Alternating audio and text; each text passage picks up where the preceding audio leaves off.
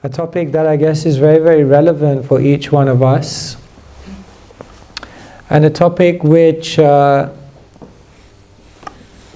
has been discussed and debated amongst in spiritual circles for many, many generations. And that is the topic of gurus, spiritual teachers. Some people say, I don't need a guru because spirituality is within me, and therefore why do I need anyone to teach me? Ultimately it's within me, and by my own meditation, by my own practice, naturally I will awaken it. Many people feel that they are their own gurus. Many people feel that they don't need to necessarily approach anyone because whatever they need is provided by the universe, and that they'll be supported on their journey without having to refer to a specific person or a personality. So what will we discuss today about gurus? Let me first tell you a story. At the beginning of today, we were talking about Srila Prabhupada here on the left. And Srila Prabhupada in 1965, he decided to leave India at the age of 69. All he had with him was 40 rupees. He said that he also had a box of cereal, which is good. He had a trunk of books, and he boarded a boat known as the Jaladuta. It was a cargo ship, it wasn't even a passenger ship, but he had gained free passage because he had a desire to go to America, to go to the rest of the world and share spiritual knowledge. So at the ripe age of 70 years old, he had his 70th birthday on the ship, or 69th. He arrived in America. There used to be a song, I'm a Jamaican in New York. I don't know if you remember that song. But he was like an alien in New York. He was this sadhu, this saint, you know, like he just turned up in America, in New York, in the 60s, you know, where the slogan was sex, drugs, and rock and roll. And the other slogan was don't trust anyone over 30, right? They weren't into it. They weren't into regulation, they weren't into religion, they weren't into hearing about anyone, but he said, let me try. I think I've got a message. I think I've got a spiritual gift that people will benefit from. So he came off the ship. He said, when I came off the ship, I didn't even know whether to turn left or right. I had no idea. I had never been outside of India. I had not good health. I had no support. I had no strategy of how this is going to work out. He said, practically, I just got out of the ship. I went underneath the tree. You can go to that tree today. It's a tree in a park, Tompkins Square Park. Nowadays, they've got a plaque there by that tree, and it says, the Hare Krishna tree. Because that's the tree that the Swami sat underneath with his kartals, his hand symbols, and he just started chanting Hare Krishna. That was the beginning of it all. But I'll tell you something amazing. He stepped off that ship in 1965, in August of 1965.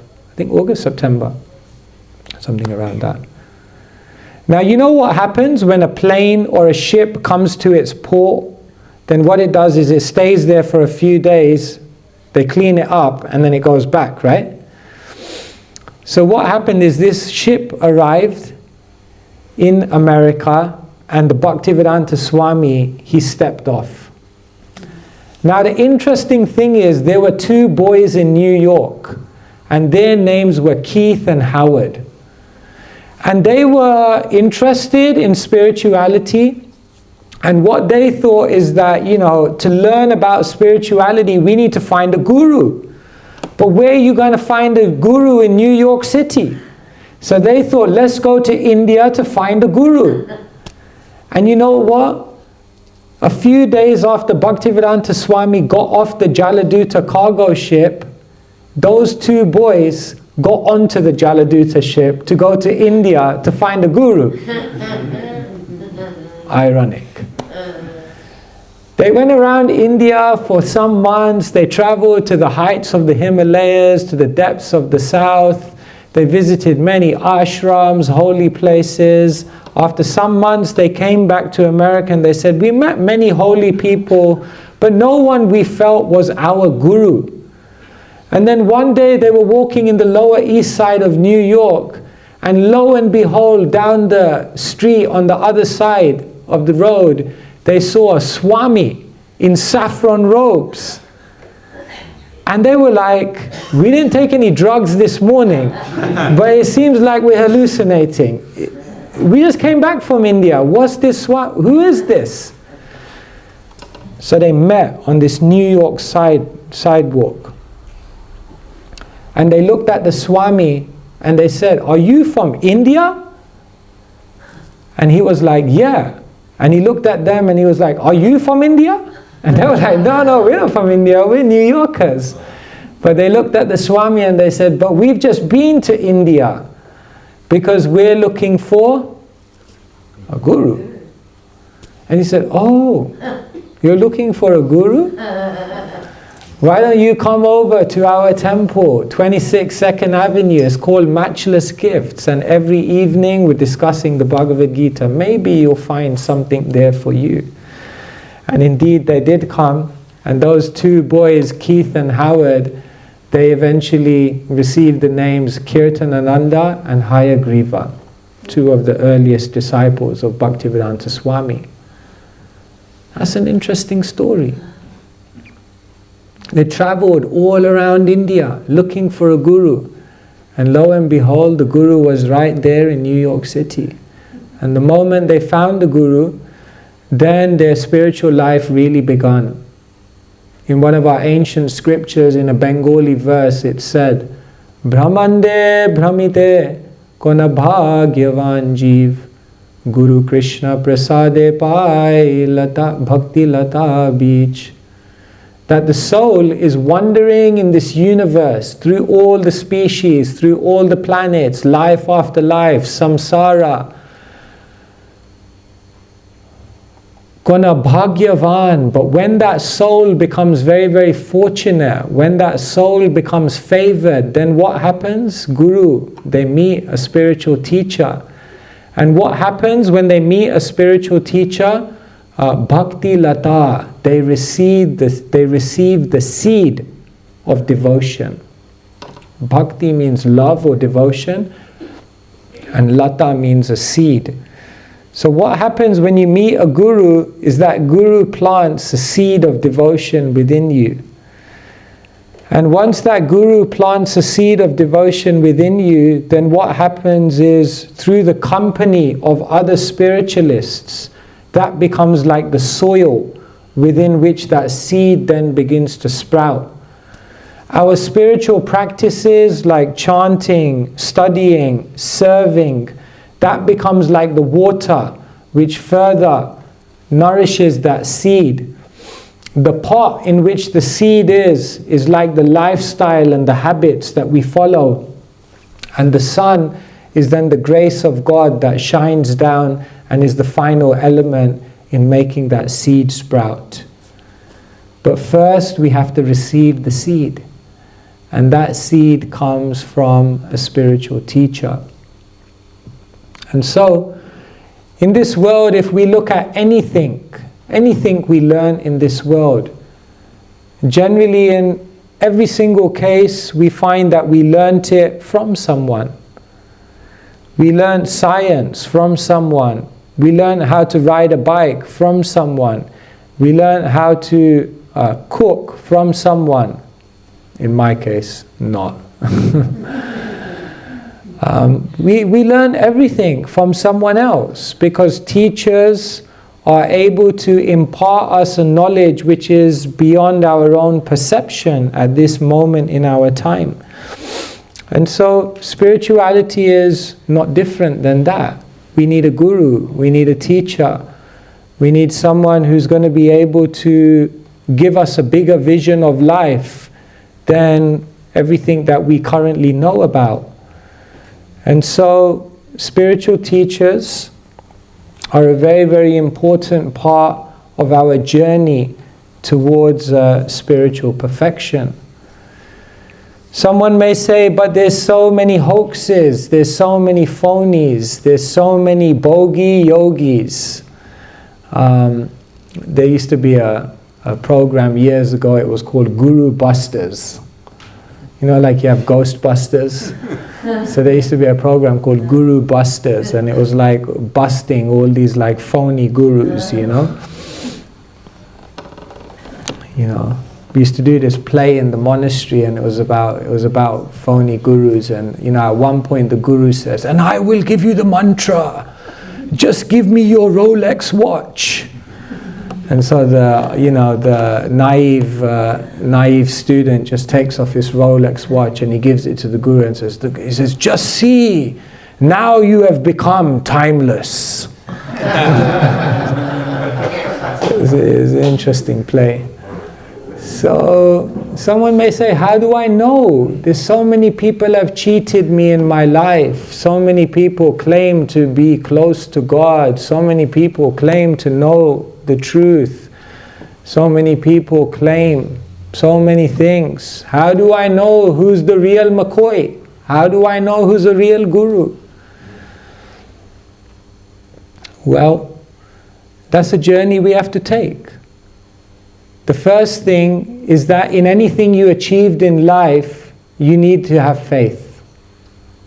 Whether you want to go on the spiritual journey or whether you want to achieve anything even in the material world, it all begins with faith, isn't it?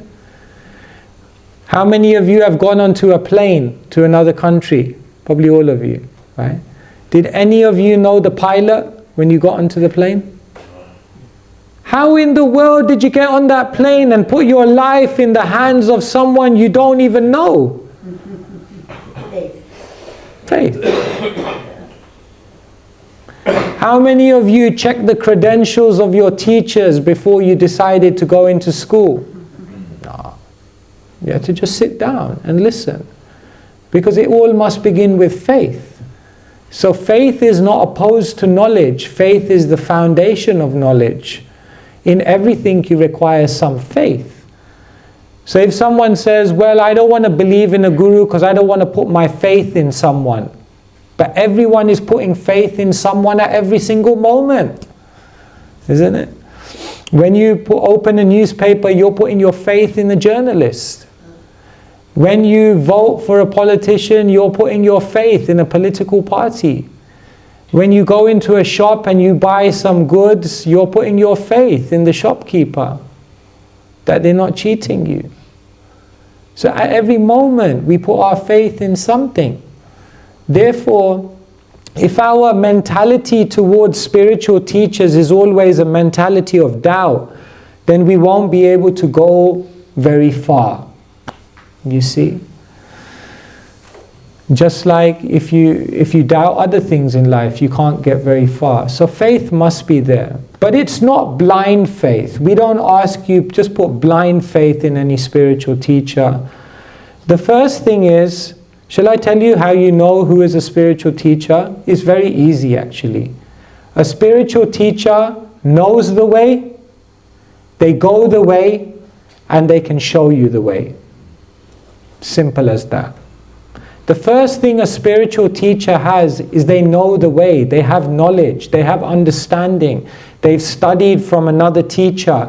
They are able through their wisdom, through their philosophy to answer your questions, to clarify your doubts, to give you deeper insights into the world and the way it is.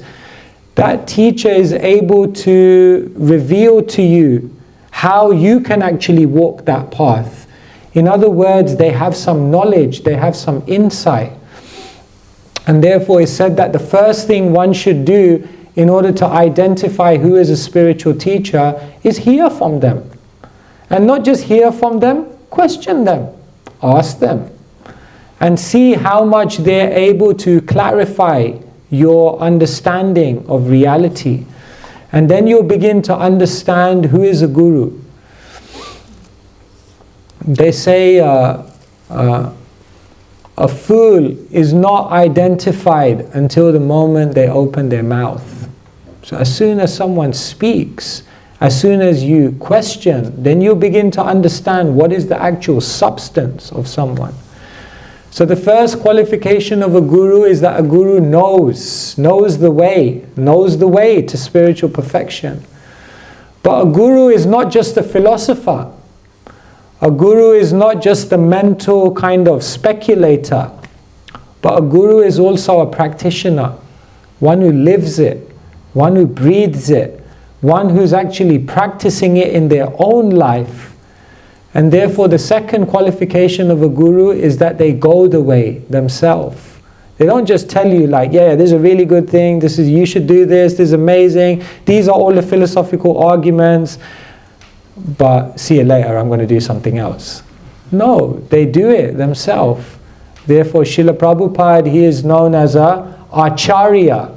An Acharya means one who shows by example.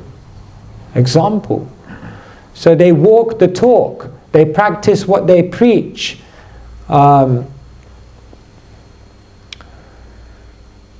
They live the lessons that they're giving to others. And so there is actually some substance to their character. So that's the second qualification of a guru, that they actually have some genuine realization because they're living it. And the third qualification of a guru is that they're able to show you the way. It's not just that they know it, it's not just that they practice it, but they have the ability to connect with you in such a way that they can also show you how you can know it and go it also. In other words, they have the ability to communicate, the ability to connect, the ability and the compassion within their heart to guide you on that journey. And so, if you find someone in your life who has these three qualities, they know it, they're practicing it, and they're able to show it and empower you to do it, then such a person is someone you can benefit from, because they can take you on that journey into the unknown. So this is basically the practice of spiritual life. There are different types of gurus. Just like when you go to a hospital, say you're sick and you go to a hospital, then day to day there are nurses and they take care of you, isn't it? And then now and again, once in a week or once in every 2 weeks, the consultant doctor comes and gives you the bigger prescription or the bigger, solution of what you need to do. So both are important, isn't it? The nurses are important and the doctor is also important. So like that, in our life, we have different gurus. There are people who help us on a day-to-day basis. Hare Krishna, please come. There are people who help us on a day-to-day basis. People who are a little further along the journey than you, who can guide you, who can inspire you, who can give you advice. In Sanskrit, they are known as a Shiksha Guru. Shiksha means an instructing or someone who's helping you on the journey. But then, there may be a more prominent person in your life later on who is known as a Diksha Guru. And a Diksha Guru means an initiating guru. Maybe someone who's in a much more evolved state of spiritual evolution, and they're able to help you in a deeper way. They're able to reveal deeper truths to you, and ultimately, like the consultant doctor, tell you major things you need to do in your life in order to achieve greater spiritual growth. So like this, there are different types of gurus, different types of people in our life who can help us on this journey. And it requires faith. And it's not easy to put faith in this day and age. Because in our life, so many people broke our faith. In our life, so many people let us down. In our life, so much hypocrisy was there in the people we saw around us. And therefore, we sometimes feel like, I'm done with everyone, I'll just walk the path myself. But how far can you go just by yourself? There's an African proverb, if you want to walk fast, walk alone. But if you want to walk far, walk with many. So to walk with many gurus who are helping you on that journey, guiding you, giving you feedback, helping you in the ups and downs of life, helping you to see what you can't see. When you don't feel there's any hope or way forward, someone who's coming in to give you another perspective. This is very, very beautiful. And so, in the 4th chapter of the Bhagavad Gita, Krishna is explaining to Arjuna that if we want to walk this spiritual path, then we need transcendental knowledge. And then right at the end of the chapter, Krishna says how you get that transcendental knowledge. And in a beautiful Sanskrit verse, Krishna says, Tadvidi pranipatena pariprashnena sevaya upadekshanti te jnanam jnaninas tattvadarshina. Krishna looks at Arjuna and says, just try to learn the truth by approaching a spiritual teacher. And then Krishna says you should do 3 things. The first thing is be humble. Pranipat means be humble.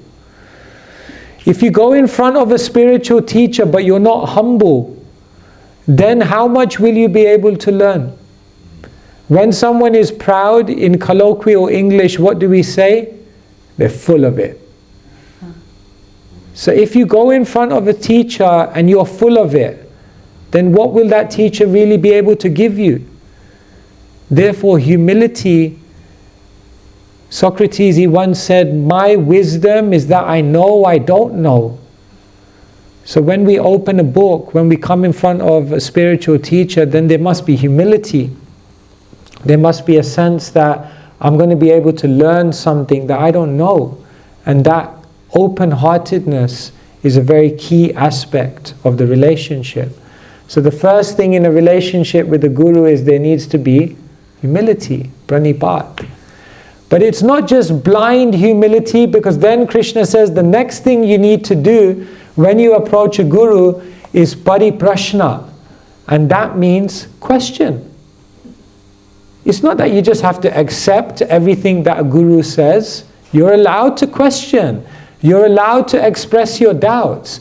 You're allowed to clarify your understanding. You're allowed to share if you have maybe a difference of opinion.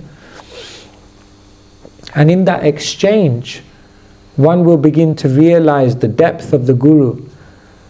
And one will realize, oh no, this person is able to answer my questions, clarify my doubts, give me a bigger vision than what I have. Yeah, I can learn something from them. And then Krishna says the third thing you should do in relationship with a spiritual teacher, sevaya. You should serve them. You should help them. You should try to not just take from them, take knowledge from them, take guidance from them, but you should give something back. You should give your love, you should give your assistance, you should give your appreciation and gratitude. And when you do that, then in that relationship of love, the Guru opens up even more and he's able to give you even more. And like this, the relationship goes deeper and deeper. So these are the opportunities for each one of us. Each one of us have the opportunity to walk the journey, but we will not be able to do it alone. We need to have help along the way. And therefore all these spiritual teachers appear in the world to guide us on that journey. So let me just pause there, because I don't want to just give like a long monologue. I can speak more. But I'm going to just pause there and ask you if you have any questions, if you have any comments, if you have any reflections or things that you would like clarified based on some of the points I've raised so far. Yes? Hare Krishna. Hare Krishna. I'd like to ask you, and it's a strange question, but when you're teaching someone, you talked about the 3 qualities, but when you're actually teaching someone and helping them, are you actually also really confirming Krishna within yourself? You know what I mean? It's not just... Yeah, so like when I'm teaching others, then it's almost like deepening my own faith. Is that what you're asking? It's like giving and receiving as well. Yeah. That you're giving, they're receiving, but you're also receiving too. Yeah, yeah. Yeah, being a guru is not like, oh yeah, I'm on the top and I'm just giving to all these people and they're just receiving so much from me. And no, but actually a guru is humble. They realize that I'm in this position of teaching, and by these individuals giving me the opportunity to share with them, they're actually helping me in my own spiritual journey. They're actually helping me to deepen my own relationship with the divine. It's just like I come in front of you and here I am, I get the garland, it's like being in Hawaii again. And it's very nice. And it can be like, oh, I'm the one that's come all the way to give to you. No, but while I'm here and I'm sharing with you, I'm getting so many realizations. I'm deepening my own spiritual consciousness. And therefore, I sit here with gratitude in front of all of you for giving me the opportunity to share with you. And a guru is definitely in that mood. That a guru just sees themselves as an instrument. We're not, we're just postmen. We are anyone who's coming and sitting here and taking the position of being a teacher. None of us came up with this knowledge. None of us, it's not like we can't patent it, it's not our creation. We're just coming as an instrument and trying to share it in a mood of love. And when we do that, as you said, we receive so much. Well, you're a beautiful instrument, thank you. Trying. Yes.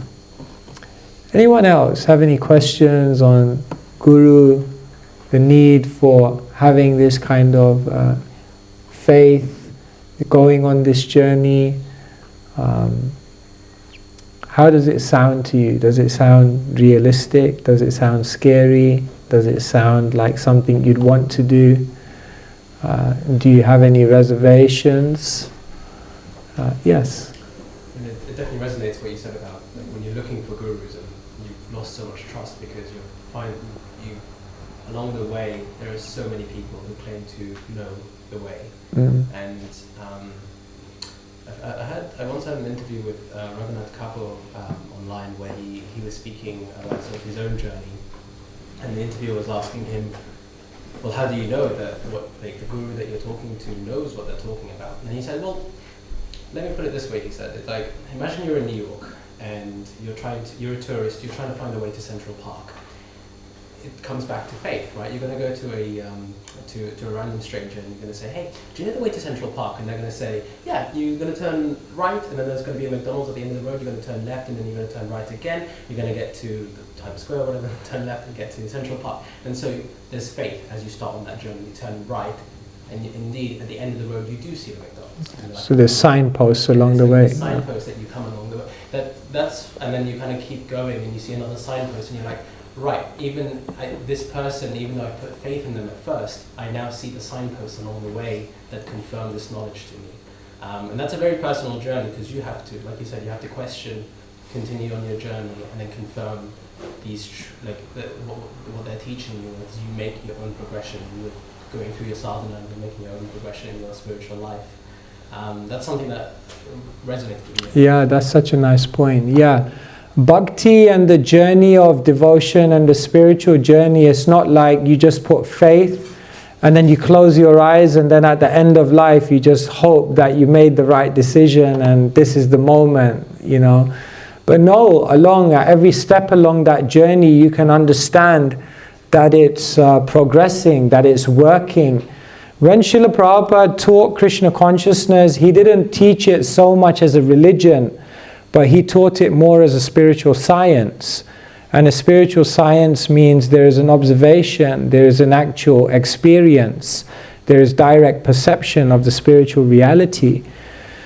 In the Bhagavatam, which is like an anthology of devotion, one of our main books, There's a beautiful verse. I'll say the Sanskrit because it's nice just to hear it.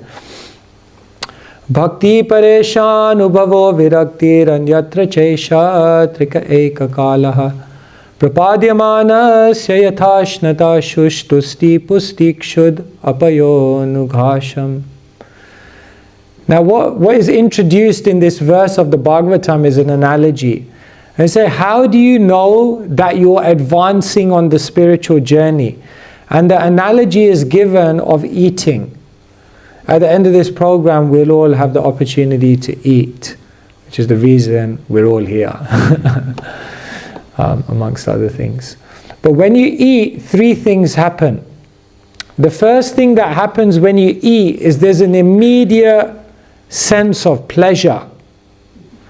The second thing that happens when you eat is that your whole body starts to get energized, nourished. And the third thing that happens when you eat is that you gain a freedom from hunger. So these three things happen when you eat. Now, when you practice the spiritual process, the same three things happen.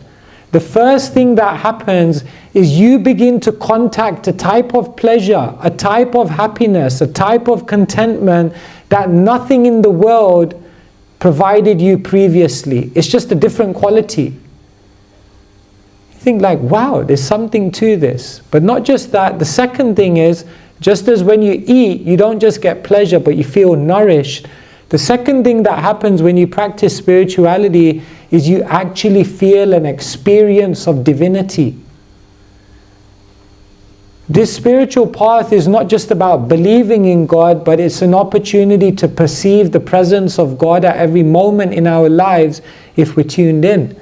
And so we actually begin to experience divinity just like you experience nourishment and revitalization of your body.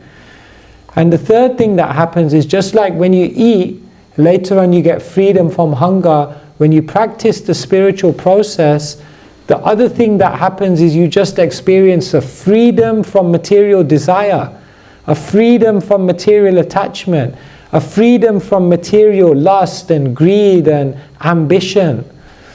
All the things which previously you were so enthusiastic about and thought were the goal of life. Later on, when you experience spirituality, you look at that and you think, is that what I was interested in? Give that up, naturally. So like this, when a guru takes us on a journey of spirituality and we begin to experience these things, then we begin to realize, oh, maybe there's something to it. Maybe it's not just a faith, but there's actually some real tangible experience here. And that experience is available for everyone. So yes, thank you. Thank you for sharing that. Yes? If you are scared of jumping into the ocean of spiritual world with fear of will you be able to keep the commitment, how to deal with that? Yeah. Well, whenever you make any commitment in life, there's always a fear, isn't it? Whenever you make any kind of vow, when you get married, not that I've experienced, but I'm sure it is quite a scary thing also, no? Like, okay, here we are, we're going to make this vow for the rest of our life. Yeah, it's exciting, yeah, it's beautiful, but there's always some fear. When you make any kind of vow, any kind of commitment, there's a fear. The first thing is that before we make a vow or a commitment, we've already tested the ground for some time. So there's some confidence there. Before you take a vow, for example, of taking an initiation or a formal connection with a guru, you've already spent some time with that guru. You've already exchanged words with them, had conversations, learnt from them. You've already been given certain advice by them and you've tried to apply it in your life and it's worked. So even though it's a commitment you're making, It's a commitment which is based on good experiences so far. And therefore you think like, okay, let's give it a go. Whenever you make any commitment in this world, you're never 100% sure you're going to be able to honor it, isn't it? Who can say that? But there's enough experience to say, I think I can do this, and I think it will be good for me. So before we make a commitment, there's a certain amount of preparation that we do. And that preparation means that when it comes to the point of making that commitment, then we're naturally enthused, despite the fact that there's always some nervousness. And ultimately, everyone in this world will have to be committed to something. If you're not committed to one person, you'll be committed to another person. If you're not committed to spiritual life, then you'll have to be committed to material life. If you're not committed to this job, then you'll have to be committed to another job. Everyone will have to make some kind of commitment. Everyone has to be committed to something.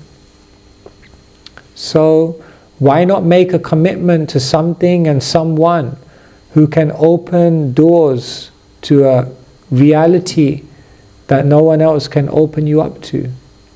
It's a risk worth taking. And Christopher Columbus said, you'll never be able to find what's on the horizon unless you're ready to sail away from the shore. You can't say, no, I want to be on the safety of the shore, but also, I wonder what's out there. Can I do both at the same time? No. You have to. Spiritual life is risky business. You have to take a risk. All the great spiritualists took a risk. But it's a risk worth taking, because it's a risk which can take you to a life of unlimited possibility. So yes. Yes? Can you tell us some of the pastimes of Advaita Advaita Acharya, yes. Today is the appearance of Advaita Acharya. So here all of you can see on the right hand side there is this beautiful painting of 5 personalities. Right in the middle, the tall one with the hands up, this is Lord Chaitanya. In the middle here is Lord Krishna. We understand Lord Krishna to be the Supreme Personality of Godhead, but Krishna comes to this world age after age in different incarnations, or what we call avatars. Because in different ages there are different situations, and therefore Krishna keeps coming back to help people of a specific age, teaching them how they can make that journey back to the spiritual world.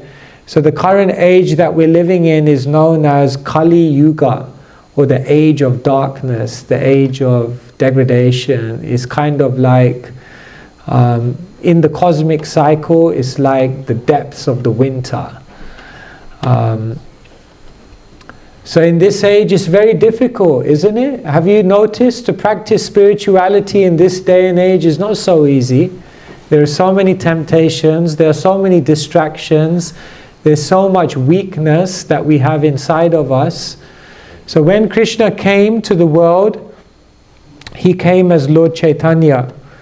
But the way that Lord Chaitanya came is there was a great devotee, and his name is Advaita. So if you look at this picture, on the far left hand side of the 5 personalities, the personality on the leftmost side, his name is Advaita. And Advaita, he was a great spiritualist. He said he himself is actually an incarnation of Vishnu. But he saw the degradation in the world, and therefore he decided that unless Krishna descends again to the world, there will be no hope for people to actually navigate themselves back to the spiritual world. And therefore he said that Advaita, in a very beautiful verse, it said, Tulasi dalamatrena jalasya chulukena va vikrinete svamatmanam bhaktebhyo bhaktajana priya Advaita, he was sitting in his home in West Bengal. You can go to that place today. And he decided to begin worshipping his deity and simply offering Ganges water and these very sacred leaves known as tulsi leaves. And he did this very, very special kind of worship, and while doing this worship he was calling out that Krishna, please descend to the world, please descend to the world. And it said that because of Advaita Acharya's desperation, that Krishna decided to descend again to the world, and then Krishna came as Chaitanya, or Gauranga, the golden one. And when Krishna came as Gauranga or Chaitanya, then he taught the world the process of chanting the Hare Krishna mantra. So Advaita Acharya is a very, very important person, because the great souls are not just thinking about themselves. Sometimes we look out at the world and we're kind of oblivious to other people's suffering. Sometimes we see all of these things and we just turn a blind eye. But the great devotees, the great spiritualists, they're not able to see the suffering of others. When they see other people in difficulty, their heart overflows with compassion, and they feel like, I got to do something to help.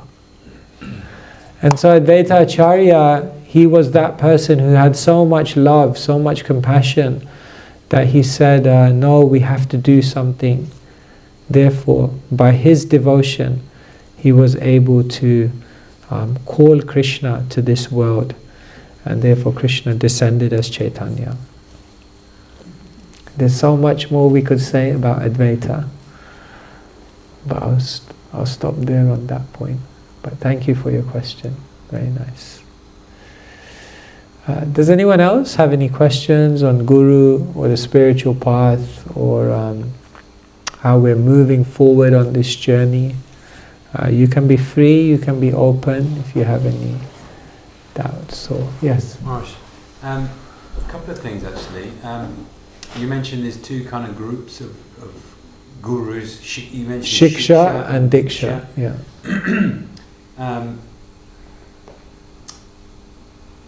I guess one seems like you need to commit to that teacher's words, and then Shiksha a little bit more loose. Would be that correct interpretation? Yeah, the Diksha Guru is someone who you have an increased level of faith in. Actually, according to scripture, it's said an unflinching level of faith in. And the Shiksha Gurus, yeah, you may have not necessarily that level of faith in. Although actually, if you look in our line of teachers, then oftentimes in many devotees' lives, their Shiksha Guru was actually more prominent than their Diksha Guru. So that's also possible. So, in answer to your question, every relationship with the Guru is individual, and everyone has their own way of navigating those relationships. The principle stands that in spiritual life, no one is self-made. In spiritual life, we all require the help of others to craft us on that journey. How we do that, how many gurus we have, whether we have one, prominent guru and many others, or we have a few who we're taking guidance from equally, it may vary in different spiritualist lives. But yeah, the principle stands that we require these different supports. Also, we may have gurus for different things, So for different aspects of our life, there may be different personalities who specifically help us with those things. It can also be like that. So it's a very, very beautiful thing to have many people in your life who are helping you. If we're helpless, then we're hopeless. From the help of others is coming great hope. You know what a guru is basically? If we were to boil it down, a guru is someone who can give you a vision for your life that's far greater than you could have come up with yourself. A guru is someone who has more faith in you than you have in yourself.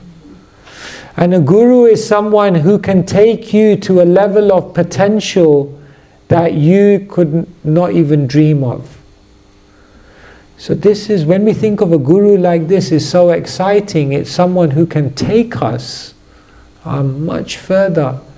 But if we just say, I'm going to do it myself, then we'll be limited to, a very small world. And so it's risky, it's difficult, it's scary. But it's a beautiful journey. Yeah. Yes? Hare Krishna Maharaj, thank you. You mentioned that we can try and serve the Guru. Is there any practical things that we can do as aspiring bhaktas in our lives that you could recommend? To serve the Guru? Yeah. Or in practice in bhakti? Mm-hmm. That's quite a broad question, yeah. Well, I began this talk by talking about Srila Prabhupada, who came to the West. And why did Srila Prabhupada come to the West? Just like Advaita Acharya, he had great compassion. He came to the West because he saw that without spiritual life, without spiritual knowledge, there's no solution. There's no way out of suffering. There's no solution to frustration. And so Srila Prabhupada came, and basically his whole life was dedicated to introducing people to the beautiful journey of spiritual life. So he printed books, he created temples, he started many different projects, and he initiated all these wonderful disciples who then went to many different parts of the world to share this knowledge. And like that, Hare Krishna spread like wildfire. What can we do to serve the Guru is continue that legacy. To continue that legacy of trying to share with the world a spiritual message. Because this world that we're living in, what's the direction of this world? They say we have taller buildings but shorter tempers. We have wider highways but narrower minds. We have more possessions but less values. We have more wealth but less health. We buy more but we enjoy it less. We've conquered outer space but we're struggling with inner space. Where is this world going? It needs wisdom. It needs spirituality. It needs direction. And so above and beyond everything, to show our gratitude to spiritual teachers, we just go out there in the world and in whatever way we can, we try to continue that legacy of sharing spirituality. Because that's really what the world needs. And I think if we do that, then the spiritual teachers become extremely happy. Because they have no other agenda other than to help people find happiness. And that can only be done if we have spiritual awareness. So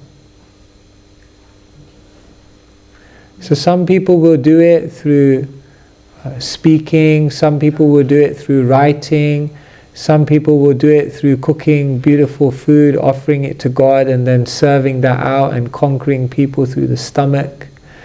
Some people will do it through dance, through art, through drama. Some people will do it through social media, I'm sure. Everyone will find their way. Everyone is an individual. Krishna gave every single individual different talents, different abilities. And all we have to do is try to use those abilities to make a contribution to the world, make a contribution to people's lives. And when we do that, then our life becomes beautiful.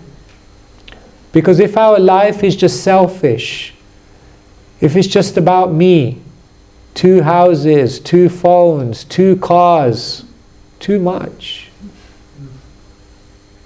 Is that a very exciting life? No. The goal of life is to be a giver. The goal of life is to share, to serve.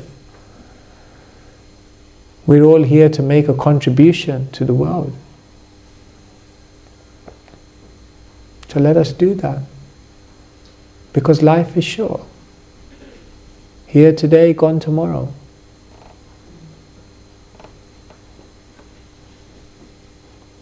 So with whatever time we have left, let's take it seriously and let's try and do something.